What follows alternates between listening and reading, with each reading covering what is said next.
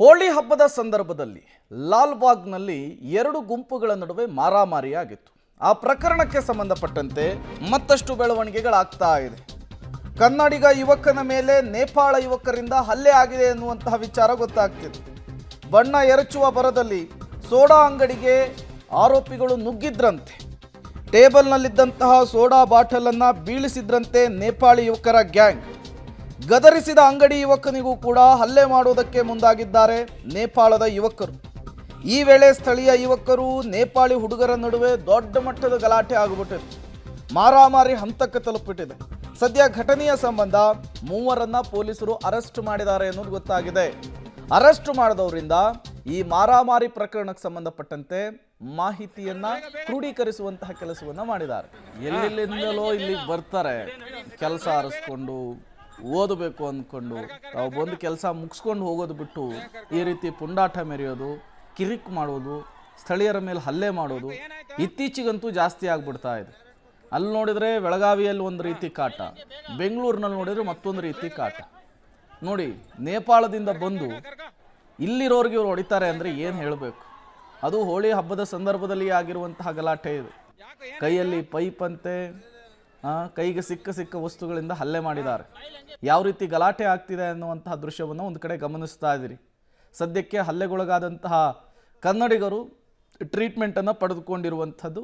ಇದೇ ವಿಚಾರಕ್ಕೆ ಸಂಬಂಧಪಟ್ಟಂತೆ ಪ್ರಕರಣ ಕೂಡ ದಾಖಲಾಗಿದೆ. ಮೂವರನ್ನು ಅರೆಸ್ಟ್ ಮಾಡಿದ್ದಾರೆ ಅನ್ನೋದು ಗೊತ್ತಾಗ್ತಾ ಇದೆ. ಮೊನ್ನೆ ನಡೆದಂಥ ಹೋಲಿ ಹಬ್ಬದ ದಿವಸ ಲಾಲ್ಬಾಗ್ಗೆ ಬಂದಂಥ ನೇಪಾಳೀಸು ನಮ್ಮ ಒಬ್ಬ ಕನ್ನಡಿಗನಿಗೆ ಕನ್ನಡಿಗ ಅಂತ ಹೇಳೋದಕ್ಕಿಂತ ಒಬ್ಬ ಈ ಕರ್ನಾಟಕದ ನಾಗರಿಕನಿಗೆ ಆಗಿರೋ ಅನ್ಯಾಯದ ಬಗ್ಗೆ ನಾನು ವಿರೋಧ ಮಾಡೋದಕ್ಕೆ ಇವತ್ತು ಸಿದ್ದಾಪುರ ಪೊಲೀಸ್ ಸ್ಟೇಷನ್ ಹತ್ರ ಬಂದಿದ್ದೀನಿ.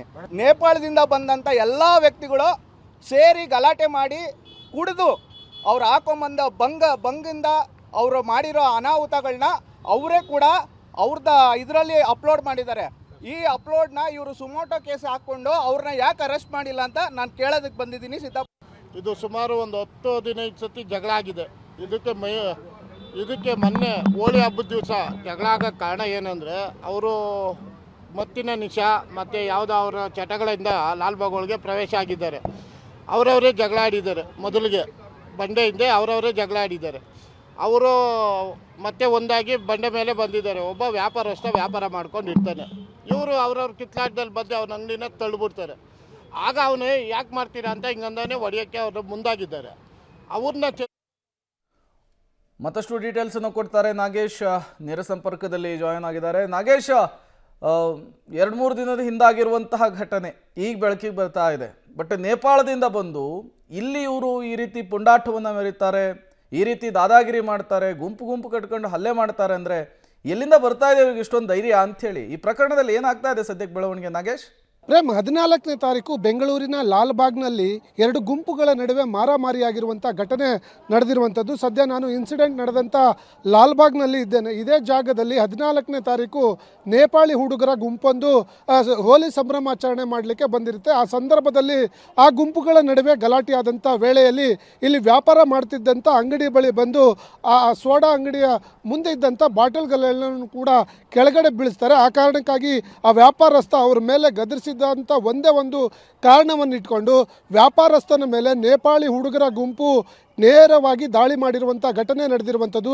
ಯಾವಾಗ ಈ ಇನ್ಸಿಡೆಂಟ್ ಆಗುತ್ತೋ ಆ ವಿಡಿಯೋ ಸಾಮಾಜಿಕ ಜಾಲತಾಣದಲ್ಲಿ ಸಿಕ್ಕಾಪಟ್ಟೆ ವೈರಲ್ ಆಗುತ್ತೆ. ಆ ಪ್ರಕರಣವನ್ನು ಬೆಂಗಳೂರಿನ ಸಿದ್ದಾಪುರ ಪೊಲೀಸರು ಒಂದು ಸುಮೋಟೋ ಕೇಸನ್ನು ದಾಖಲಿಸಿಕೊಂಡು ಸದ್ಯ ಈ ಒಂದು ಪ್ರಕರಣಕ್ಕೆ ಕಾರಣವಾಗಿದ್ದಂತಹ ಆರೋಪಿಗಳನ್ನು ಬಂಧಿಸಿ ತನಿಖೆಯನ್ನು ಮಾಡಿದಂಥ ಸಂದರ್ಭದಲ್ಲಿ ಗೊತ್ತಾಗಿರುವಂಥದ್ದು.